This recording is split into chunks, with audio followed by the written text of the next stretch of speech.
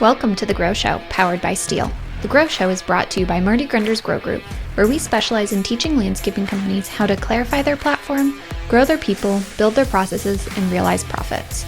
Everything we teach is grounded in real experience. Our team is actively involved in the day-to-day operations of Southwest Ohio's Grunder Landscaping Company. New episodes of The Grow Show are released weekly on Wednesdays. Remember to subscribe so you never miss an episode. Now, here's your host, Marty Grunder. Well, good morning, good afternoon, good evening, or whatever the case may be. This is Marty Grunder from the Grow Group and Grunder Landscaping Company. Thanks for downloading the Grow Show powered by Steel. This week, we have my longtime client and friend, Jarod Hynson from Earth, Turf, and Wood in Denver, Pennsylvania. An incredible company. You're going to really love this episode, folks. But first, a reminder, you can get the latest edition of the Grow Show delivered to your phone, tablet, or computer by subscribing wherever you get your podcasts, or watch us on YouTube for an enhanced learning experience. The Grow Show is the greatest thing since women's college soccer. That's going to be starting up soon here, folks. My daughter played soccer at Auburn University, War Eagle, and I loved every minute of that. I traveled all over the United States to watch her team play, and consequently, I am a big Auburn fan, and I love women's soccer. My girls played that. That was their sport. Jarod's daughter plays at Messiah College in Mechanicsburg, Pennsylvania, so I know he's a fan. I love seeing young women and mature women excel in all walks of life. Now that my daughters are married and I have two granddaughters, you can bet they will have a soccer ball at their foot and a golf club in their hand. Now on to this week's edition of The Grow Show. Jarod, welcome. Great, Marty. It's an honor to be on here with you. We go way back. And we do go way back. It's awesome to have you on here too. You are someone who I characterize, Jarod, as being very serious about your business. You and I have a lot in common. You don't miss a thing.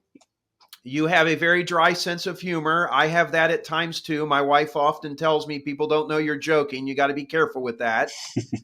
The passion that you have for all aspects of your life, your business, your family, it's amazing. I've told you this, it oozes from you whenever I talk to you. I can't wait for you to share our wisdom with our listeners, but let's start with a little background. Sure. When I was preparing for this, I don't even remember how we met, to be honest with you. Can you tell me how we met? Yeah. Because I don't remember. So do we want to have this be live or do we want to edit this out? No, we can have it be live. That's fine. Okay. All right. So go ahead. I had become good friends with Chris DeSabatino from DeSabatino Landscaping. And him and I went to the GIE show one year, and that's where he introduced me to you, and we had dinner there in Louisville.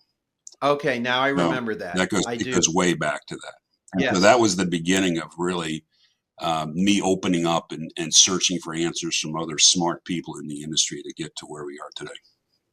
So now I recall that. And I know you're in our peer groups today. What was your first experience with the Grow Group beyond just seeing me speak in Louisville? Boy. I mean, was it a field trip? Was it Grow? Was it the peer group? It had to be a field trip or something. I think it was a field trip at your place. I think shortly after that, we went on a field trip to Grunder. Yeah, because I think you were the first person to ever fly in privately to one of our events because you had a small plane that you came in on, and I was just like, wow, that's pretty back cool. When you were mowing grass, Marty. You were still we had to stop middle of the day and come over and meet with us. So yeah, I know, and come over and pick you up. Exactly. So we're joking, kind of. Yeah. All right, tell us a little bit about yourself. I know family's very important to you. Tell us about your family, please. So we have 3 children. Christy and I have been married 25 years. Congratulations. We met at Messiah, where we both are alum there. And so our youngest is Trey. He's 14, and our girls are now 19 and 21. So wow. It happened real fast. So that's our family, and family time does mean a lot to me, and it always has. And I've told a lot of peers in the industry that, in the world of small business, if you let it run you, it will run you. Yeah, you're right. And you've got to learn to say no to some things because before you blink, all of a sudden your kids are grown up and you've missed that time. So, and I did a pretty good job at this, but my great aunt, she passed away in 1986 when I was 18 years old, but I still can hear her talking to me, Jarod, and she would say, hindsight is good stuff. Mm-hmm. Hindsight is good stuff. and you're younger than I am. And, I recently, I think I texted you and you said, I'll call you back on Monday. I'm out in Phoenix with Trey at a NASCAR Yeah. race. I know I have called you in other times where you've been someplace with your kids or your family. Yeah. Tell us a little bit about the one-on-one time that you spend with your kids and the significance of I that. mean, you can't get that time back. And, as kids enter that age of 10 and above, I still remember to this day when we were all at Aileron and you drew that upside down bell curve, and you said, look, the kids get dumber when they get to somewhere around 14 or 13, and then eventually they get smarter.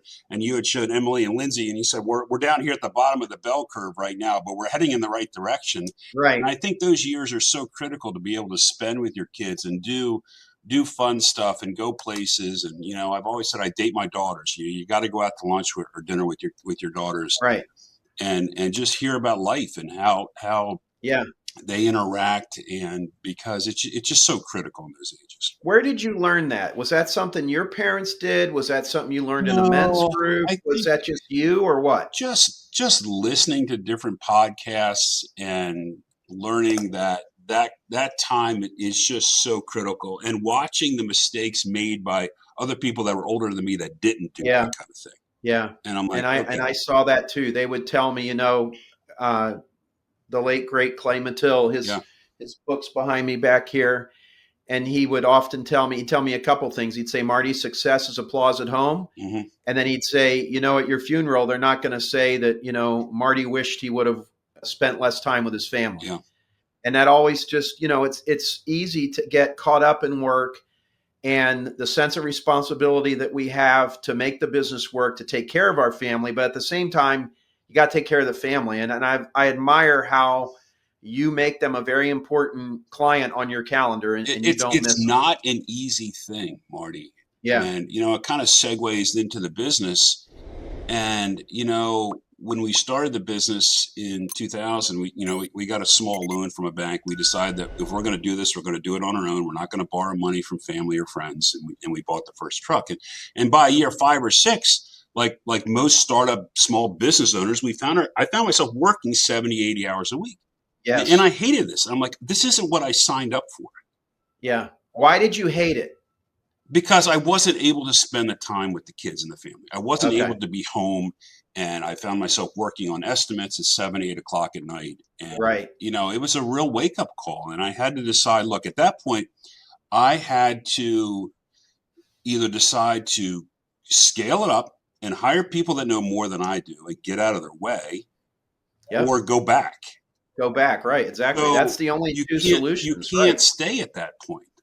Yeah. And I think it was somewhere around that time period that I remember in one of your early peer groups where, and see if you remember this, you remember the video from Seth Godin, The Difference Between Managers and Leadership? Yeah. Yeah. And he Yes. talks in there about managers figure out what they want done and get people to do it. Managers try and do what they did yesterday a little faster, a little cheaper, and with a few less defects. And I was essentially being a manager. I wasn't being a leader. Yeah. Right. And, he talks in there about what's not happening is leadership, and leadership is about finding the right people, agreeing on where you want to go, and creating a powerful vision and getting out of the way. And that's really hard for people that have self-identified themselves as small business people because they are afraid of getting bigger. Yeah. Right. Well, and I've seen so much maturation from you as a business owner. It's amazing. It's been a big credit to your success. The business has really morphed into something special. And for those of you that are watching us on the YouTube version, we've got pictures of Jarod's, how he got started and his facility and his brand new facility that he just built. You've evolved. I think when you started, you were, mowing and maintenance like a lot of us are. We got into grounds care early on. Yeah. And then it evolved into much more. Talk to us about the journey. And what I really want to know about this is, because as we show pictures of these jobs, incredible projects that you put in, that when you started 20 years ago, you know a lot more about construction than I do. You're pretty smart. You've picked up on it. You have a passion for it. You know how to use a laser level. You have a lot of construction knowledge. I think you know that. But what is as we have this discussion, please share with us the reason that people do business with ET&W. Mm-hmm. What is your competitive advantage? And you know what competitive advantage is? Competitive advantage is the reason consumers do business with you over all other options in the marketplace. Why did they pick ETW? Let's just make sure we touch on that. But talk about your evolution. So, we started in 2000 and got into commercial grounds care and kind of were all over the place. And it wasn't until 2007 that I met with a friend that had a high-end cabinetry business, and I decided we wanted to rebrand ourselves and kind of go after the high-end residential design build market. Okay. And he said, look, that's a glass ceiling you have to break through, and that takes some time. You've got to build your credibility in that. You have to produce projects that define that. And I remember one time when we first landed our first $75,000 backyard project, and I called him. I said, "We're there." He's like, "You're not there." He's like, "When it's got 6 digits attached to it, or maybe even 2 commas, then we'll start talking about the fact that you're there." And wow. Great mentor, actually. Yeah, he was. And so we began to do that, and it was right around the year 2007 that I was introduced to you and the peer groups, and I realized that this thing that I covet in my hands that I think I know all the answers to really isn't going to get me to where I want to go. It's about exposing yourself to people that will help you get to where you need to go in life. Oh, that's so well said. And, I don't know if you know this or not, Jarod. You probably do. You're very smart. The peer groups did the same thing for me. I just wasn't able to vocalize all that to you. All that teaching and meetings and all those peer group meetings I've done, I added it up a couple years ago. I have visited over 200 landscaping companies in the last 30 years. Yeah. I've learned something from every single one. Everyone. Now, some of them were things that I should not do, but I'll tell you the thing that's been most impactful, and you and I have talked about this. You go on a peer group meeting and you see the behavior of the owner or somebody on the team, and you look and you're like, well, that's terrible. And then you start thinking and you're like, well, wait a second. I do that. Yeah. Oh my gosh, I have got to wake up. I can't be treating people like that, or, and that's the big takeaways, like your aha you talked about. Yeah. And so once I began to do that, and we rebranded ourselves, and we just decided to stay hyper focused on what we do and do really, really well. And we kept refining that process and that procedure time and time again, and learning to say no. Okay, so that's a great segue here. Yeah. Who's your ideal client? Yep. And have there been times when you strayed away from that ideal client? Did it bite you in the butt? Oh, yeah. Okay. So talk to us. Our ideal client is that small business owner or business executive that is busy in life, that wants the project done correctly in the backyard, that realizes the value for the dollar spent, and they don't want to have to be around to micromanage it. They just want to trust the company to do it and do it right. And I love Brett Ochtenhagen's comment that he made with you on the show. He said, "We're the highest priced company in our market. I can't sell to people that don't care about landscaping." And that's so true. I thought that was so good what he said. He dropped a lot of bombs on that one. Brett's in my peer group, and he is one smart dude. And that is so true. And we continue to refine that process. And we go back into, I think that was one of the big turning points, is we refined our sales process. Okay. And we started charging modest design fees. Okay. And you and I have talked about this at length. This industry is not great. No. Of charging for design fees that give away valuable information. Right. And we just said, we're going to put a stake in that ground. Right. And we're only going to spend so much time on this project until we ask for a pre-construction retainer. Because if they weren't going to give us the construction retainer, they probably weren't going to go with this. Exactly. And I've learned that from you. I think you've actually helped us a lot. And you talk a lot to your team about having confidence, because you make a new hire, they come over from a company that didn't have the process you did, and they're afraid to ask for the price. I just want to digress here for a moment. Our ice machine was on the fritz. Sure. So I Googled, I can't even pronounce the name. It's Manatiquoc or something like that ice machine. So I Googled the name to try to find a repair company. I find one that they were paying to have searched. They're a Manatiquoc, however you say it, certified. So I'm like, okay, they can come out. They come out. They were here about an hour and a half. They did do a great job. They fixed everything. They cleaned it. There were 2 guys there, and it was $600, and they were here an hour and a half. I don't know anything about the ice machine. We needed it. I didn't know what buttons to push. I didn't know anything. I mean, for all I know, I could have looked at it and said, the thing's broken. Go get a new one. Yep. And a new one's like $6,000 or $7,000. Yep. So you pay for the expertise. We don't have a problem in general paying a plumber, an electrician, Correct. your doctor, but then we don't. I think a lot of landscapers don't hold themselves in high enough regard to ask for the price, and you do that. Correct. And then, we talk about, and we're all guilty as landscape business owners and landscape companies, we deviate from that process. Okay. Yes. And then we deviate from it.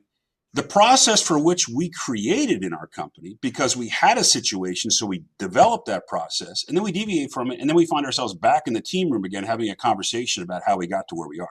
Guilty. Right? I am too. Yeah. Okay. And on the wall in my conference room, where we have our team meetings every week, is a quote that I hung on the wall from Messiah University's head soccer coach. All right. They've won 6 national titles. Scott Fry, I stole this quote from him, and it says, You can't cheat the process. Yeah. Okay. Because every time you cheat that process, you find yourself back in that conversation about how we got here. Right. Okay. That's so well said. Like, I'm at a point where I would charge my own mom a design fee to come out and design the backyard, because I don't want to waste my team's time chasing a squirrel that's not going to go somewhere. Yeah. And that's funny, because I say the same thing. Like, listen, John is my friend. He was in my wedding, but there's no special deals or anything. If this is business, I already told him that. This is how it works. And that's the stuff. I think what you're speaking to, Jarod, is wisdom. And wisdom doesn't necessarily come along with how old you are. It comes along with your experience and how long you've been doing something and the trials and tribulations, and do you adjust and learn from mistakes? The only thing that burns me up when we make a mistake here is when no one slows down to try to analyze it, do some post-mortem analysis, and keep that same thing that we just blew up from happening again. And I know you're the same way. Let's morph over to a big part of your company.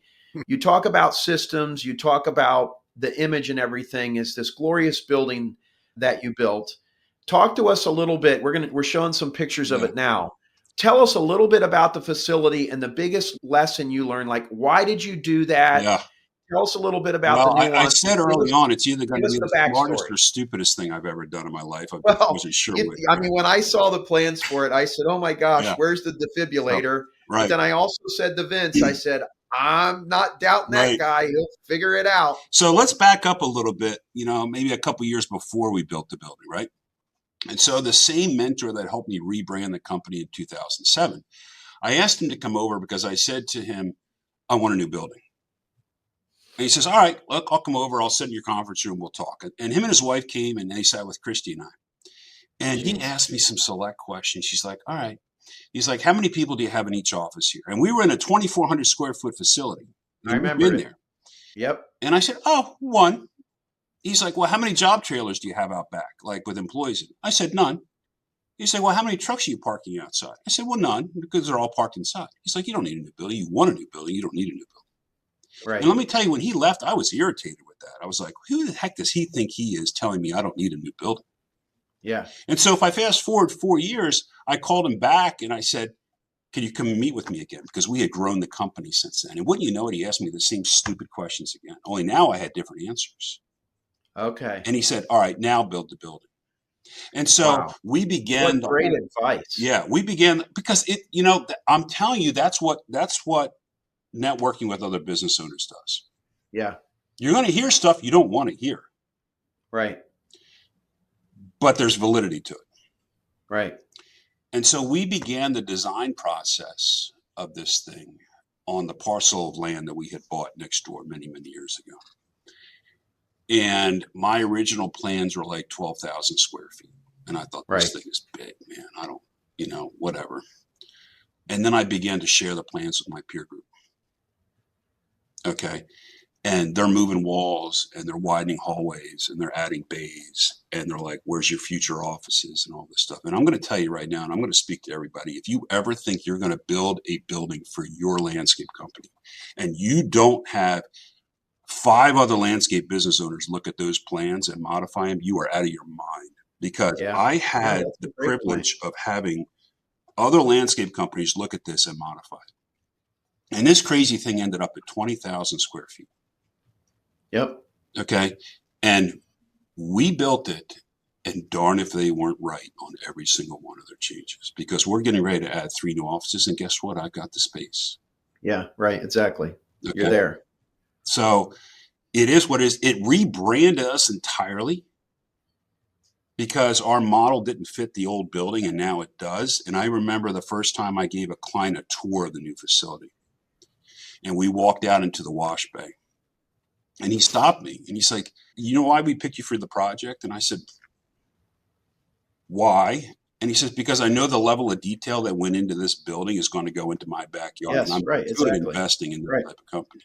Right. Exactly. And I've seen your job sites. That's So true. your brand has to go resonate through your company from top to bottom, from all your employees right on through your equipment to the final result on the job sites. So, Did the amount of money you put into that, did that make you and Christy nervous? oh Like, yeah, okay. it Yeah. did. Yeah. You know, we broke ground the day the governor shut the state down with COVID. Yeah. I'm like, Hooray. okay, so here I am, a leader I out think there you with called a me next that day. leader. Actually. You know, you try not to get emotional in front of your team, but they're Right. all looking at you like, you really? You know, this Yeah. is a good idea. And I'm like, Right. go with me on this. And, you know, we chose a builder, and I could have, with our construction skills, probably project manage some of this stuff. However, you and I both know what it's like when a customer says, I want to use my electrician or I want to use my plumber on Oh, the it's job. a disaster. And it's a Right. disaster. So I said, look, Yeah. I'm going to be the customer for the first time, and I'm not That's going to smart. do this. Yeah, And that's so I smart. went to the GC and I said to him, look, here's a couple of my people that I would like to use. You get a number. If they're not close, we're not using them.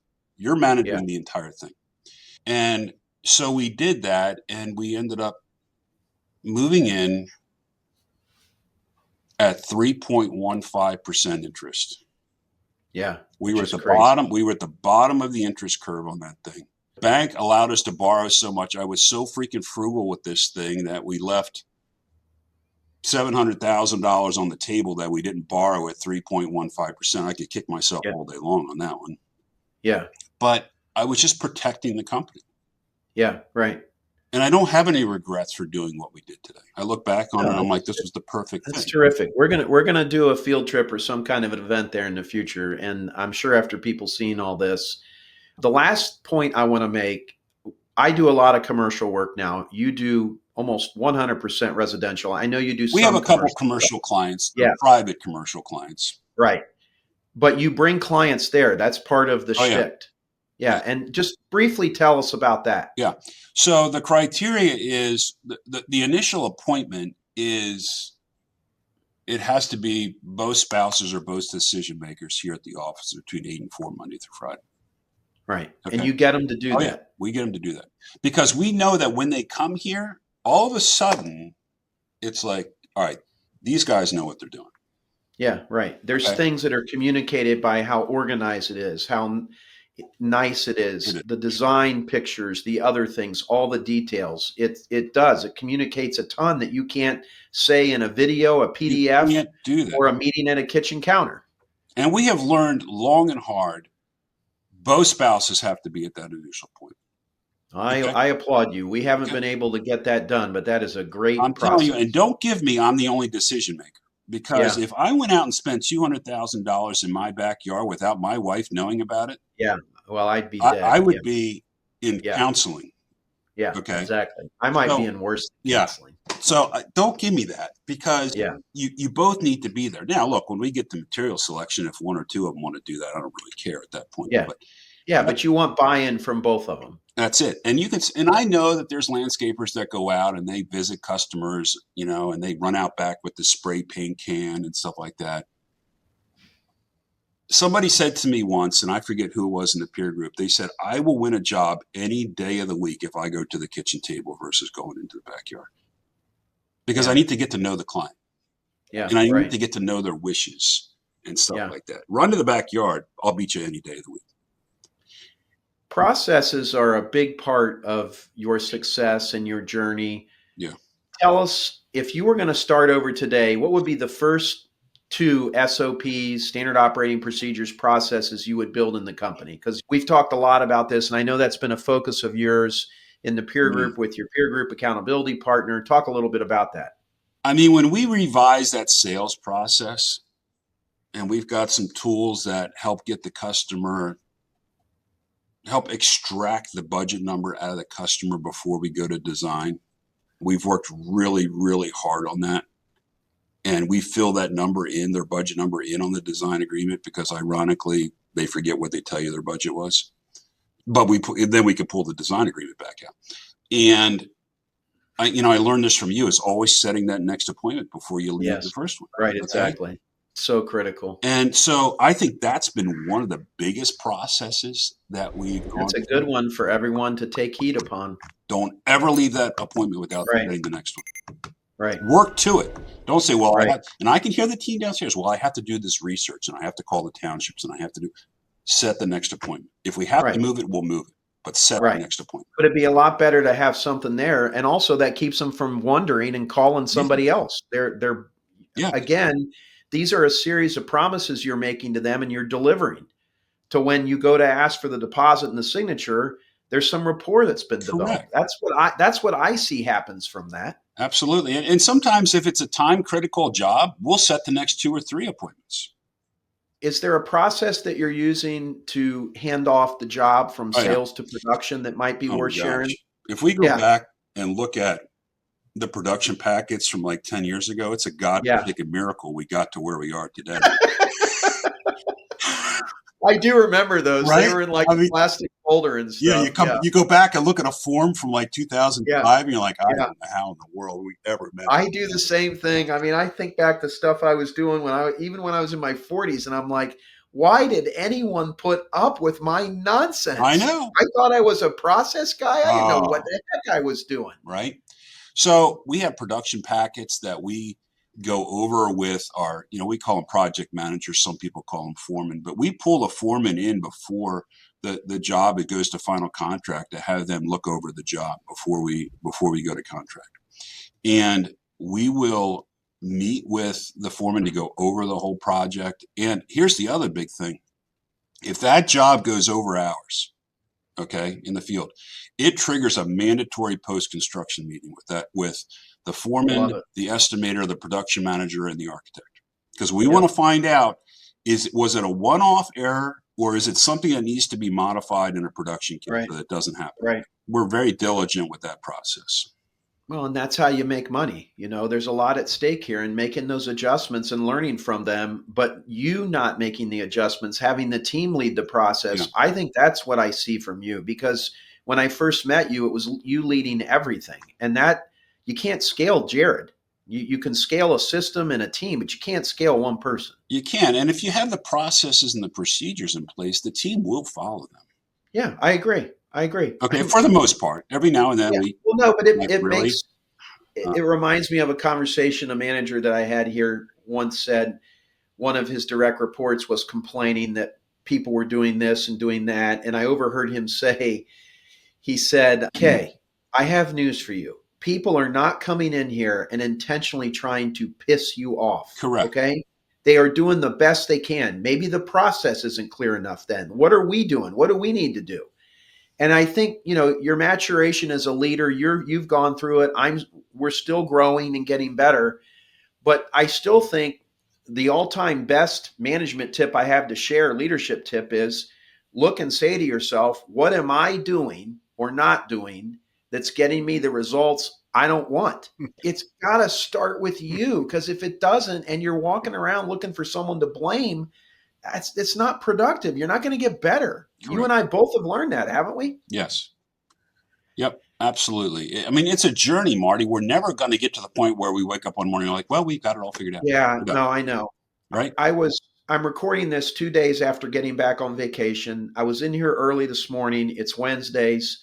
So one of the changes we've made is on Wednesdays, everybody in the company is required to be at the safety meeting, because we've had a couple not big safety things, but we just feel like everybody's got to be in it. So I was there this morning and I was really pleased, Jarod, and you know I'm a picky guy.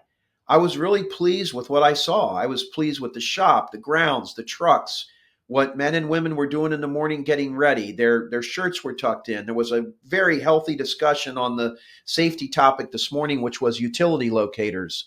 It just makes me realize that I never would have been able to get to this point. 25 years ago, it was me doing all that stuff. And we learn. And but the team owns it, right? Yes. Yeah. They're owning and it at this point. It sounds sappy, but I'm so proud of you and what you've done and how you've changed and really, and you changing and all of the people that we work with here at the Grow Group have helped me change because there's a spotlight on me. I got to be great at what I'm telling you folks to be good at. I mean, that's another tenet of leadership. But they take pride in what they do. Yes. And they enjoy what they do and they feel rewarded for what they do. I mean, that we wash our trucks every day before they go out. Yeah. And they're immaculate. I want to repeat that. They wash their trucks every day before they go out. I mean, we have a wash bay that's 92 feet long by 28 feet wide. We could put 3 Freightliners in there. It takes us 8 minutes to wash a truck. That was a necessity for the new building. But with that being said, on the very rare occasion where I would come down here on a weekend and borrow one of my own trucks, I'm scared to death that I'm going to bring that thing back and put it in the right way that it was when I left. Right, which is because it's so clean inside and outside. And you taught me that. You want to know how a contractor is going to take care of your backyard, you take a look inside the truck. And that has always resonated with me. Let's move on to something else it's something that we constantly have to work on. And it's an element of every successful company I've been involved with. And it's this concept of internal and external communication. It's been a key to your success. Yeah. We hand out an award at the ACE Summit, which is ACE Connect. It's going to be in Park City, Utah. I'm pretty sure you and Christy are going to join us. Just book the plane ticket. Yep. So Lisa and I will be there. If you folks are interested in our peer groups, we have ACE Discovery. You're going to want to look at that. Last year, you got a great award. My Vince Award. I have it sitting here in my office. Oh, well, yeah. Pull it up. Vince is waving with me the camera here. Yeah. See? It's the Vince Award, right? Vince is right here. See? Look at that. Right here. Yeah, Vince, handsome young man. He can join in on the meeting. He loves hard to believe Vince has been running with me for 15 years. I remember Vince when he was a teenager, practically. I know. It's crazy. I remember when he appeared at the first meeting. I'm like, all right, Marty, really? I mean, this guy, he's about as green as green. And he would go to Starbucks and get me an iced tea. Yeah. Good old Vince. And now he's an attorney and he's a wonderful guy, as you well know. What is ETW's philosophy on client communication? How do you keep clients aware of where they are in the process, whether it's sales, installation? Talk to us a little bit about that. So I got a couple examples. So, I mean, obviously, you know that we have the 5-10 rule here in the office. Right. And so that's simple. If an email, call, or anything comes in, a text, after 5, it has to be returned by 10 a.m. the next day. And after 10, it has to be by 5. Even if we don't know the answer, okay, let's just say we're going to get back to them and say we're working on it. Okay, and we'll get back to you by. Okay, so just acknowledge the fact that we have gotten that email. The other big one, and I talked some last year at ACE Connect about this, is for years, our foremen, or we call them project managers, they leave that site on that Friday afternoon. Okay, and the customers come home on the weekend and they're like mice. They go into the backyard, they look at this, they look at that, and they develop all these questions. And then they get that gunshot email sometime Sunday afternoon about, well, this isn't right. And when's this going to be done? And why? Because we're not communicating, right? And so what we finally decided to do was, let's get ahead of this thing. So on Friday afternoon, before our project manager and his crew leave the job site, the project manager goes in the truck and he types up an email to the client. This is what we got done this week. This is what we're going to do next week. And here's some things that you can do for us. Because the clients always want to do something. It could be the smallest thing, like, can you wind up the garden hose for us by Monday morning? Okay. Yeah. That simple act of communication 100% eliminated those emails on the weekends. Brilliant. Yeah. It's done. And the client loved the communication. It's an easy thing to do, but the hard part is being diligent and keeping it on the calendar and continuing to do it to where it becomes a habit. Yep. Well, it's part of the evaluation process of the project manager. So if they don't do it, then it's a point on. And then are you CC'd on those emails? I'm carbon copied on all of them. Okay, cool. And so the you reason know, why we do that is because customers every now and then can play games with communication with insurance. So we all know where we're all at on the same page. I got it. Okay. And your team is that hard to get a new project manager or project operations specialist? I forget what you call them. Project manager. Is it hard? Okay, project manager. Is it hard to get them to do that? The new ones? No, because whatever we allow, we encourage. So Yeah, right. it's no different than the trucks being washed every day. Yeah, I get it. Okay. So Yep. it's a mandate. We try and have 2 CDL drivers on each of the crews. So the project manager doesn't have to drive on the way home. So he can compose the email if he wants to. And it doesn't have to be long. And with AI today, we can almost get to the point where we're going to start inserting pictures and some other things in that. Yeah, right. But that's the level of communication that Right. we want. And so to this day, believe it or not, there's still landscapers that don't call customers back for 3 or 5 days. Yeah, We'll it's land crazy. that job all day long. It is. It's absolutely insane. 100%. Right? We've landed more jobs because we've called people back and communicated right away. Right. And you have too. It's a very Oh yeah, thing. for sure. You've been in business 25 years now. Yeah. What's the biggest mistakes you've made in business? If you had to start over again, what would you do? You spend a ton of money to get better. Just talk to us a little bit about, what you do differently and how you're staying sharp going forward. I think there's a couple things. Number one, a lot of guys start up in business and they estimate with spreadsheets, or they estimate with price per square foot on papers or whatever. Okay. Yeah. Price per yard of mulch installed. We weren't educated on the term overhead recovery system probably till we were about year 7 or 8. We were losing money when we thought we were making money. And so once we became educated on that, there's a handful of different programs out there that can do that. It was a real wake-up call. Because the first job we estimated out of there, my reaction was, well, that's priced too high. We'll never land that job. Well, okay, you can't afford not to land the job at that price. So, building a budget and building an overhead recovery system, I think that's something you really ought to be focusing on doing in anything more than $250,000 in sales. Yes. We really do. Yes. Right. That was one of the big aha moments. And I'm going to double back around to this again because it was so incredibly important. And that's the need for peer groups and to rely on people that will take you places that you never thought you could go. Yeah, right. On my computer screen, I still have to this day a quote from Lee Buffington. It sits right there. I'm looking at it right now. Yeah. And Lee says, look, you spend the first 10 years in business finding your way. The next 10 are spent improving processes. And the last 10, assuming it's a 30-year career, are spent reaping the rewards for what you built. Yeah, that's true. Right? That's brilliant. Yeah. Lee said that to me, and there it is, taped right to the monitor. Okay. Yep. Your answer is there. And I said that last year at Ace Connect. It's sitting in that room. You just got to go get it and stand and talk to somebody. Your remarks there were awesome. They were fantastic. Well, and if you don't, it's your own darn fault.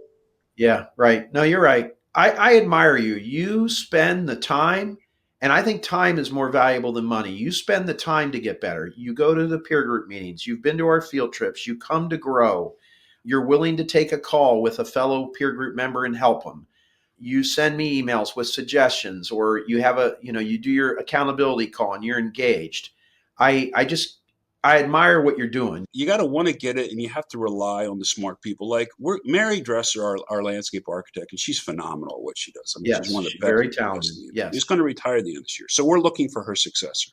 So we got down to the final candidates. And you know what I did? I picked up the phone and called David Cordell, who's in my landscape peer group. And I said, David, would you do the last round of interviews with me? Would you call her and sit down and talk with her on the phone? Oh my gosh, that's smart. And he did. Yeah. Yeah. Okay. Do you know how much good information? When are you going to have somebody else in the industry that knows what that person should be like, that is willing to spend an hour on the final interview? And he calls me back. He's like, yeah, this is what you want. Right. And here's Jarod, your flags, here's your green lights. Yeah, exactly. And I'm not trying to be mean and nasty, but I see a lot of rhetoric online about owners of landscaping companies don't want to be in peer groups. They want to do things online. They don't have time for that. AI is going to help. I don't need that. I just think that is such shallow thinking. It is. When you get in a room and you're able to do some classroom work, walk to dinner, do some fishing, shoot clays, play golf, sit around a fireplace, talk, relax, bond, get out of your element. There's something magical that goes on when you physically leave your workplace and you go there. I think even in the preparation to go away is It's good. huge. Like Yes. we went to Grow last year, and I brought my production manager and my estimator, my two top guys, my leadership team. Okay. Yep. It was their first Grow they had been to. And Yep. I said to them, I said, listen, when we got out there, I said, look, I love you guys to death. I don't want to see you for the next 48 hours. That's smart. I didn't know you did that. Oh, yeah. I said, go find somebody and get together, go to dinner with somebody else, learn. It's going to be like drinking out of a And fire hose. what did they think of that? Oh, they loved it. They came back so energized. Matter of fact, on the way back in the truck, they started firing off these suggestions. I'm like, listen, you got to slow the horse down a little bit. We got to turn a recorder on. Yeah. Yeah. I said, yeah. But I said, it is probably one of the best events. And if you haven't ever been there, my gosh, you really need to go. You just gain so much by just not only in the sessions, but also in just the networking that you do with everybody. Well, and I often tell people, look, come to Grow. You don't have to join a peer group. Come to Grow. Come to one of our field trips. Get a taste for what Marty and his team can do. See the quality of people like Jarod that we have that are involved in our peer groups. People that they're working hard for their families. They're doing the right things. They're, Dr. John Maxwell says, when you do the right things will happen to you. That is just so true. I believe that. I have faith. I believe in God. I do think he watches down more favorably on those that do the right things. Mm-hmm. You may not like me for saying that, but I just think that. And I just think that the way you're going about it, they're treating people well and taking your team to events like that. I mean, they got job security. They know that. And I think the greatest investment we can make in someone is to train them a new skill. You got to want it. There was a small guy who was a landscaper about a half hour east of here last year that I got to know a little bit. And I said to him, you're going to go to Grow with us. And he said, really? He's probably $500,000. I said, get in my truck. You're going to Grow with us. Yeah, I saw that. That was cool. So he went out there and he sat with us and he got a lot out of that. And the one day I said, we were in the main conference room. I said, go over here and meet Gene. And Gene spent like a half hour with it because Gene's a great guy. Yeah. And here's Gene, right? How many million? This year's Grow, Big Gene. You can't miss him. Gene. He's bigger than you are. Right. He's huge. And it's just he sat there and spent a half hour talking with Gene. Yeah, he's an awesome guy. I can't wait to share him with everyone in Dallas in February. Yeah, he is phenomenal. All right. We're getting close here. What's on the horizon for ETW? I'm going to give you a tough question here, and you may not have an answer to it. What's your exit strategy? And if you don't have one, it's okay. I know you're thinking about it. I am. And I just wonder, what's the plan? I don't know that I want to work much past early to mid 60s. So what does that? That's a 10-year runway right now. Right. Trey's 14 years old. You went down this road with Grant. Yep. He's going to work somewhere else. I don't know what the future holds, but I know that it's in the back of my mind. And what's it going to look like going forward? Yep. And we went when we built the new building. Before we built the new building, we didn't have any debt, and so I sat down with Christy and I said, I could probably create a pathway right now. And she's like, "What are you going to do?" And I said, "I don't know. Hang out around the house." My wife said, "What are you going to do?" I said, "Oh, no, I'll figure out something. Just hang out." And she goes, "Oh no, you're not going to just hang around the house. You're going to go do something." So I still enjoy it. I love creating these visions, but it is something that's in the back of my mind because we're going to be there sooner or later. And I've had so many mentors that says this isn't something you can wake up today and decide in a year. Well, and I think, and I know you think this way, but the philosophy is that you're planning an exit strategy because the best run businesses are the ones that can run without the owner. Maybe it means you're not there and Trey is involved in it, or one of your senior people now morphs into a president's position. My son started here on April 8th. He's in the Cincinnati office. Yeah. He's doing well. He's got a lot to learn, but he has a ton of potential. He has a ton of passion for it. I don't know what I would do. I'm older than you are, Jarod. I have a plan. I at least have a team in place now that I don't have the pressure on me. I get to do wonderful things like the Grow Show powered by Steel. Yeah. I have a great life, but I still myself got to be thinking about my exit strategy. You do. And I've got a couple peers in my peer group that are further along than I am. And I'm watching all these very, very closely. Yes, right. So you got to build the right team first. And Right. somebody said to me a while back, they said, if you can't leave and go on a 2-week vacation and not touch your phone, you don't have Yes, the right team in exactly. place. I agree for Okay. sure. I just got back from a 2-week vacation. So you got to build your right team. You got to be willing to give up the responsibility. Nobody's ever going to do it 100% the way you would. No, But if we right. can get it to 90%, that's a win. Yeah. Heck, I think even 80 is pretty 80%. I'll take 80. Yeah. You know? So, Jarod, you're a good man. I really appreciate you sharing. I appreciate the kind things that you've said about what we've done with you, but you've well, put we the wouldn't effort. be where we are, Marty, without the introduction that you gave us to peer groups and helping us along the way. There's no way. And I appreciate that. You've done the work, though, and that's what's so cool, because in almost 30 years of teaching, Jarod, I was watching one of my videos from when I was in my 20s, and some of it was pretty bad, to be honest with you. But the foundational principles of hustle and treating people well and being clean and organized and a commitment to excellence, I've been teaching that for 30 years. I haven't really, it's not like if you worked with me 30 years ago and you work with me today, Right. It's different, but it's not like from here to here. It's different. But what I'm getting at is it's not everybody takes the work and goes and tries to do something with it and make it better. And you've done that. Well, I And- think and when and I you admire walk you for away that. from some of these conferences and you feel like, okay, I got a list of 40 things. I got to pick 3. Yeah.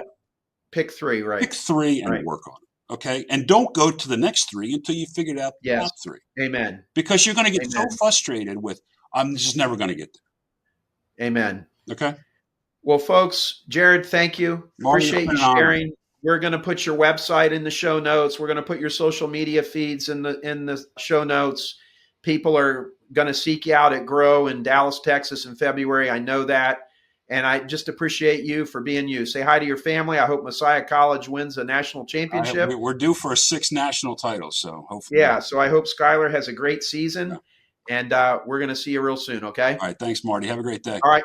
Thank you. Okay, folks, that's going to do it for this week's edition of The Grow Show, powered by Steel. If you haven't done so already, subscribe to The Grow Show. And if you can, give it a rating or share a comment. That helps more success-minded landscape professionals find us. And if you really want to help us, share this episode with your team or any landscape pro you know. Take your phone out right now and send it to them.